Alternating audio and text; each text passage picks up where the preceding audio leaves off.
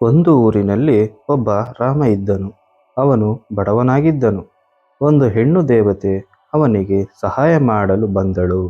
ರಾಮನಿಗೆ ಆ ದೇವತೆ ಒಂದು ಚೀಲದ ತುಂಬಾ ಚಿನ್ನದ ನಾಣ್ಯಗಳನ್ನು ಕೊಟ್ಟಳು. ರಾಮನು ತುಂಬಾ ಜಿಪುಣನಾದ್ದರಿಂದ ಅವನು ದೇವತೆಯನ್ನು ಇನ್ನೂ ಹೆಚ್ಚು ಚಿನ್ನದ ನಾಣ್ಯಗಳನ್ನು ಬೇಡಿದನು. ಅದಕ್ಕೆ ದೇವತೆಯು ಅವನಿಗೆ, ನಾನು ಕೊಡುತ್ತೇನೆ, ಆದರೆ ಆ ನಾಣ್ಯಗಳನ್ನು ಕೆಳಗೆ ಭೂಮಿಯಲ್ಲಿ ಬೀಳದಂತೆ ನೋಡಿಕೊಳ್ಳಬೇಕು, ಬಿದ್ದರೆ ಅದು ಮಣ್ಣಾಗುತ್ತದೆ ಎಂದು ಹೇಳಿದಳು. ದೇವತೆಯು ಹೆಚ್ಚು ಚಿನ್ನದ ನಾಣ್ಯಗಳನ್ನು ಚೀಲದಲ್ಲಿ ಸುರಿದಳು. ಚೀಲ ತುಂಬಿತು. ರಾಮನು ಇನ್ನೂ ಚಿನ್ನದ ನಾಣ್ಯಗಳು ಬೇಕೆಂದು ಕೇಳಲು ದೇವತೆಯು ನಾಣ್ಯಗಳನ್ನು ಸುರಿದಳು. ಆ ಚೀಲ ಹರಿಯಿತು. ನಾಣ್ಯಗಳೆಲ್ಲ ಕೆಳಗೆ ಬಿದ್ದವು.